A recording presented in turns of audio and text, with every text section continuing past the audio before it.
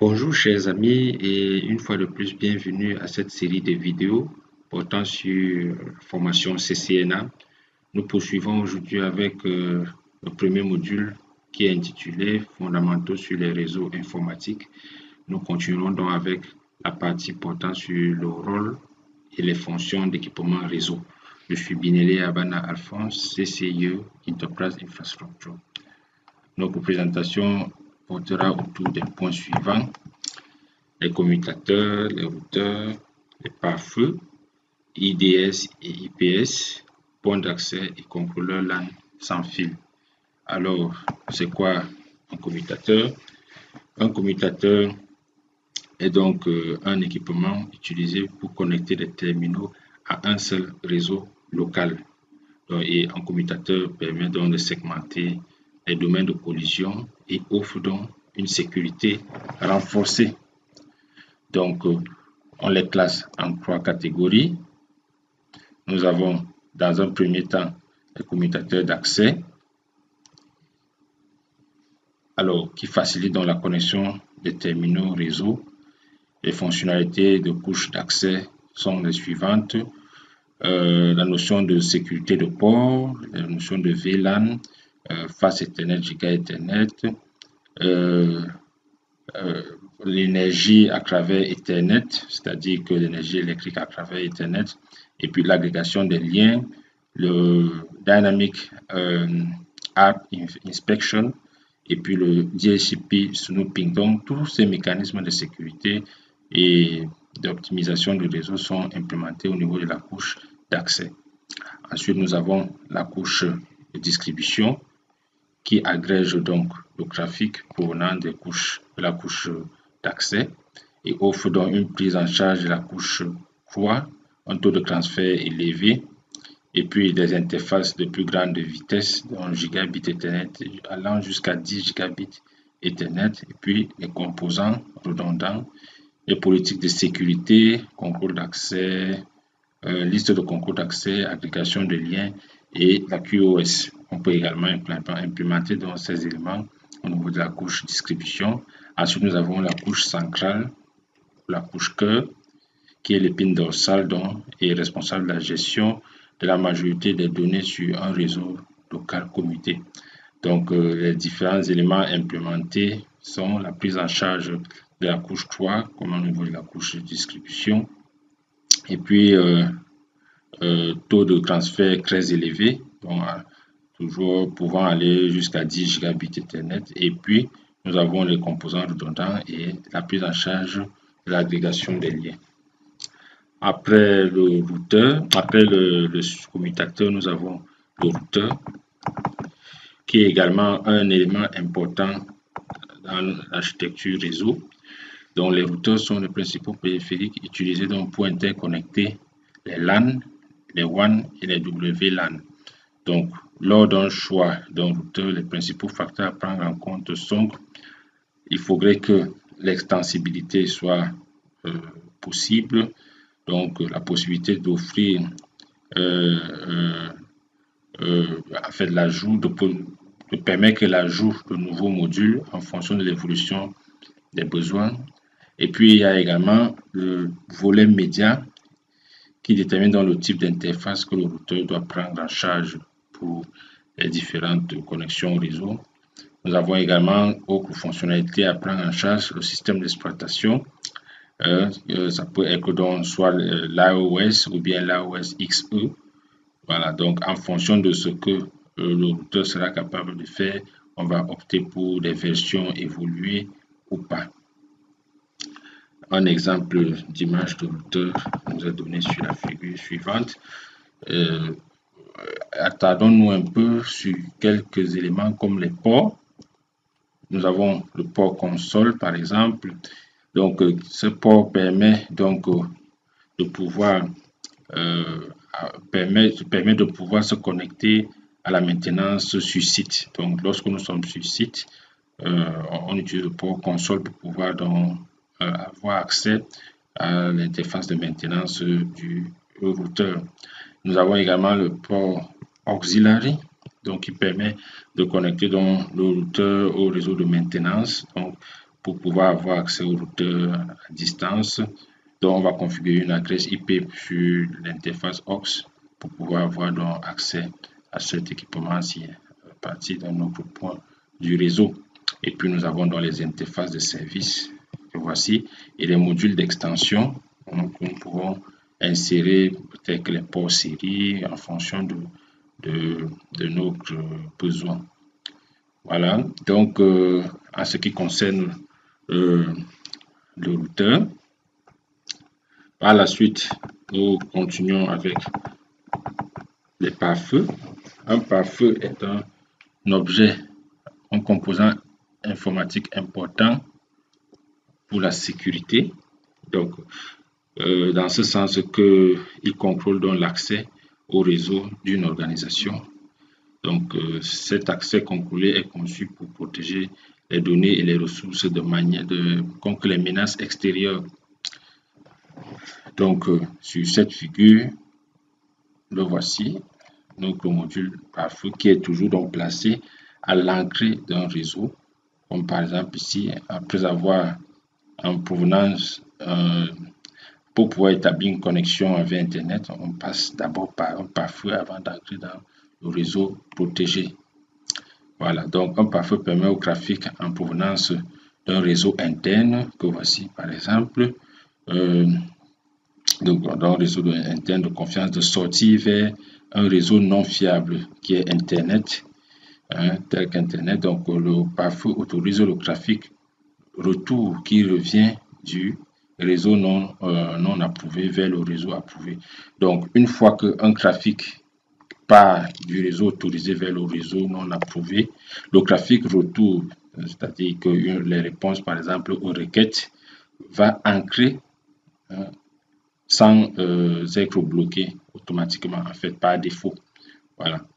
Et puis donc, cependant, le pare-feu bloque le trafic provenant d'un réseau non approuvé, donc tout trafic initié à partir du réseau non autorisé, c'est-à-dire Internet, non approuvé, c'est-à-dire Internet, sera bloqué donc par le pare-feu. Donc, une fois cet équipement cerné, nous allons donc poursuivre avec l'IDS et IPS. Donc, ils sont également des équipements de sécurité. Alors, les systèmes de détection d'intrusion IDS et les systèmes de prévention d'intrusion peuvent reconnaître les attaques de réseau. Donc, ils diffèrent principalement par leur emplacement sur un réseau. Alors, un périphérique IDS reçoit une copie du trafic à analyser. Donc, sur la figure que nous voyons ci-dessous, voici le périphérique IDS. Il va donc recevoir juste une copie du trafic. Donc, il ne constitue pas un goulot d'étranglement. Il va recevoir juste une copie du trafic pour pouvoir l'analyser et prendre, en fait, proposer des actions à entreprendre. Tandis qu'un périphérique IPS est placé en ligne avec le trafic, comme le montre dans cette figure. Voici donc le périphérique IPS. Donc, il est placé en ligne. Ça veut dire que le trafic traverse l'IPS avant d'aller dans le réseau protégé. Et donc, cela constitue donc un rouleau d'étranglement. Il faudrait que l'IPS ait des capacités de traitement extrêmement élevées pour pouvoir ne pas influencer, en fait, ou alors modifier le trafic, le débit au niveau de l'interface de sortie.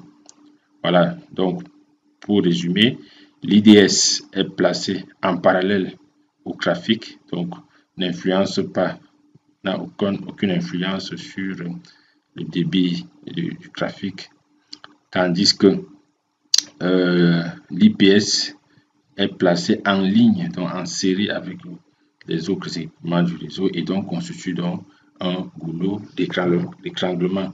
Il devrait donc avoir des capacités de traitement assez élevées. Donc, une fois IPS et IDS compris, Nous allons donc voir quelques éléments de précision. Donc, un IDS est un système de détection passif, donc, nous l'avions vu tout à l'heure, parce qu'il est mis en parallèle, il est mis donc en parallèle et donc n'a aucun impact direct sur le trafic. Il analyse le trafic qu'il peut donc prélever en parallèle. Alors qu'un IPS a les mêmes fonctionnalités qu'un IDS, mais en plus, un IPS est un appareil actif, c'est-à-dire il scanne en permanence le réseau à la recherche d'activités inappropriées et il peut donc arrêter toutes les menaces potentielles. Donc, l'IPS recherche toutes les signatures connues d'attaques courantes et essaye donc automatiquement d'empêcher ces attaques. Donc, l'IDS va juste envoyer des alertes, tandis que l'IPS va agir directement sur des potentielles attaques à chaque fois qu'il va détecter donc, dans sa base de données une signature d'une attaque bien connue. Dans les pare-feux de nouvelle génération NGFW ou les IPS de nouvelle génération IG-IPS sont en fait ce que Cisco présente dans sa gamme aujourd'hui en tant que ASA. Donc pour les pare-feux de nouvelle génération, la solution Cisco c'est ASA. Et pour les IPS de nouvelle génération, c'est la solution Firepower.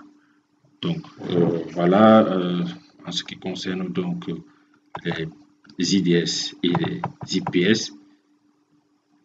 Ensuite, nous avons donc les contrôleurs LAN sans fil qui sont également un élément important d'une infrastructure réseau. Donc les réseaux locaux sans fil ou encore WLAN sont couramment utilisés dans les réseaux.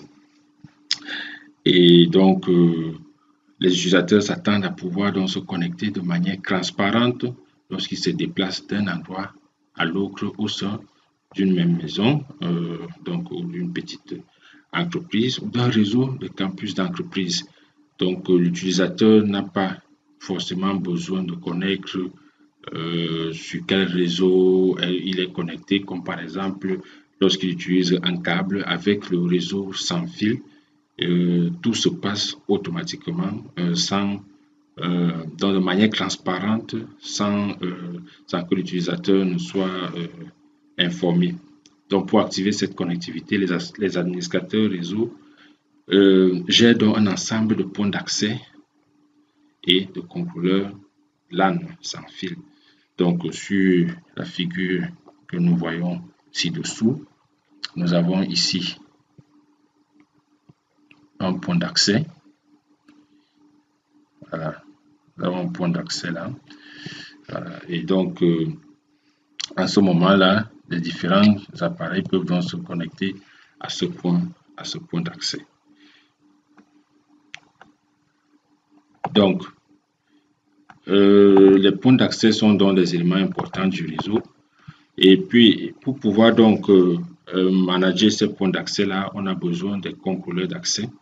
Donc, le contrôleur d'accès va donc prendre en charge le management de plusieurs points d'accès.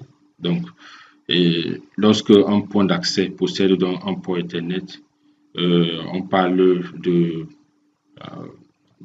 points d'accès donc pour pouvoir, en fait, ce port Ethernet va pouvoir donc être la source de ce point d'accès là et à partir de cette source-là, il va donc pouvoir diffuser le réseau aux différents équipements qui pourraient avoir besoin de se connecter à ce réseau-là.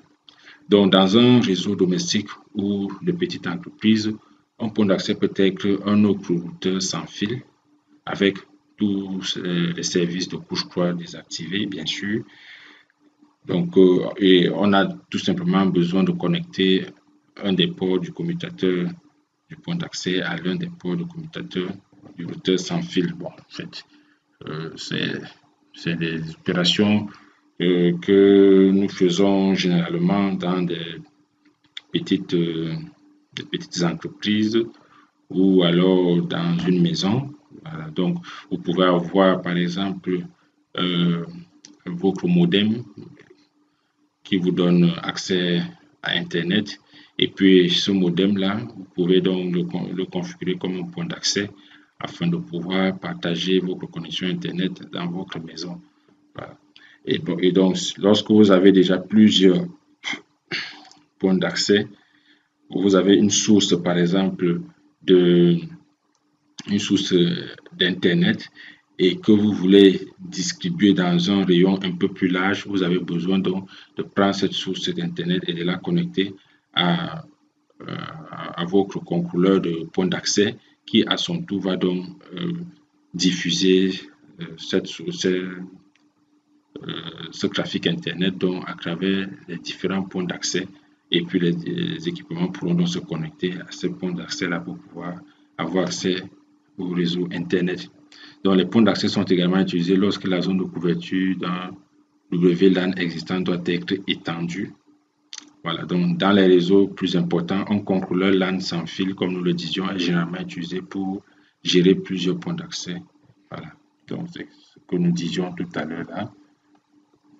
Donc nous avons ici un contrôleur de points d'accès et là, nous avons les différents points d'accès qui sont connectés. Donc notre source d'Internet sera connectée à notre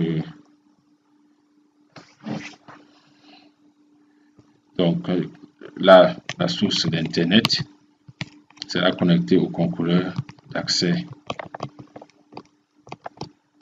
au contrôleur de point d'accès et chaque contrôleur de point d'accès va donc tirer Internet à partir de la source qui est le contrôleur d'accès et puis les différents équipements, par exemple téléphone, laptop, pourront donc se connecter à chaque point d'accès. Voilà. Donc voilà, chers amis, ce que nous pouvons dire concernant les équipements réseau utilisés dans les réseaux de nos jours. J'espère que vous avez apprécié la vidéo et à bientôt pour les prochaines vidéos concernant toujours le module sur les fondamentaux sur les réseaux IP. À très bientôt.